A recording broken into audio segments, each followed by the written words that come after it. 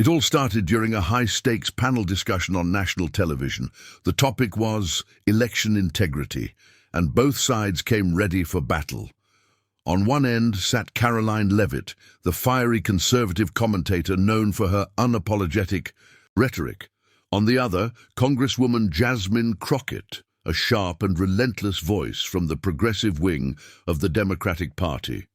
From the start, the tension was obvious. Leavitt leaned forward confident, firing off statistics and sound bites. But Crockett wasn't there to play defense. She had come armed with facts and a file. What happened next left everyone in the studio speechless. As the conversation turned to campaign transparency, Jasmine Crockett calmly pulled out a printed document. Without raising her voice, she began reading aloud excerpts from a financial disclosure tied to Leavitt's PAC. Viewers leaned in as Crockett outlined a series of questionable donations and vague expense listings. Leavitt's eyes narrowed. She interrupted quickly, calling the move desperate and manufactured. But Crockett didn't flinch. She asked one simple question. Can you account for these payments made to shell companies in states you never campaigned in? Leavitt froze for a beat, just long enough for the audience to catch on. The host tried to mediate, suggesting they return to broader policy issues, but Leavitt was already unraveling. Her voice rose sharply. "This is a hit job," she shouted. "A political ambush on live TV." Crockett stayed composed, almost eerily calm, letting Leavitt's rising volume speak for itself. "I'm not ambushing," she replied. "I'm asking you to be honest with the American people." As social media erupted with live reactions, hashtags like Crockett exposes Leavitt and meltdown on live TV began trending. The segment was only halfway through, but the tone had shifted dramatically. Trying to regain control, Leavitt launched into a rapid-fire defense of her record, her fundraising, and her loyalty to conservative values. She accused Crockett of being part of the deep state smear machine and said the documents were doctored. Crockett calmly held up the pages. "These came straight from the FEC," she said, referencing the Federal Election Commission. "Anyone with internet access can download them."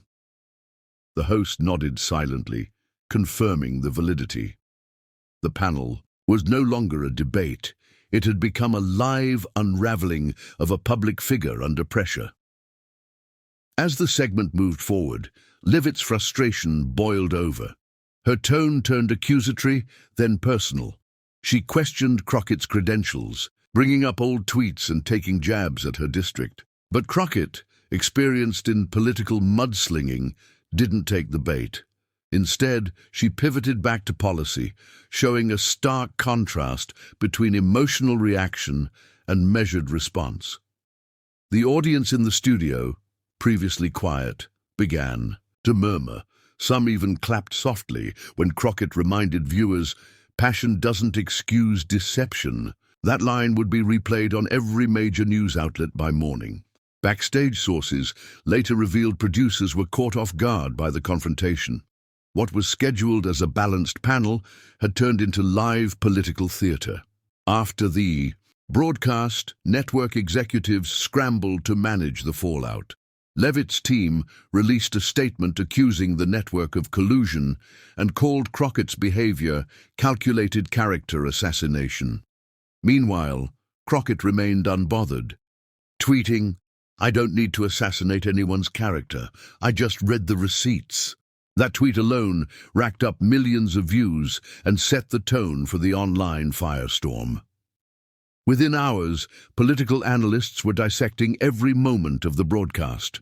Some defended Leavitt, claiming she had been cornered and caught off guard. But others argued that someone seeking the national spotlight should be prepared for transparency. The documents in question were now public, being reviewed line by line on primetime cable news. Even neutral commentators agreed. Leavitt had walked into a battle unprepared for the kind of precision Crockett brought to the table. What was meant to be a clash of ideologies became a masterclass in political exposure. Leavitt didn't disappear from the spotlight. If anything, her supporters rallied behind her, but the incident left a mark. In future appearances, she seemed more guarded, careful to avoid policy specifics or questions involving finances. Meanwhile, Crockett's star continued to rise. She was praised not just by Democrats, but by moderates who valued clarity over chaos. Pundits noted the moment as a turning point, where the old model of loud rebuttals lost ground to fact-driven argument. It was less about who shouted louder, and more about who showed up ready to fight with truth. In the days following, the conversation expanded beyond Leavitt and Crockett. It became a broader referendum on accountability in politics. Media outlets ran op-eds on the importance of public figures answering tough questions. Voters began calling for clearer campaign finance rules. Crockett, meanwhile, continued her work in Congress, unfazed by the attention. Leavitt's next appearances were more carefully managed, her team vetting every talking point. But the internet never forgets, and the moment she lost her cool on live TV remains a defining one in her media presence.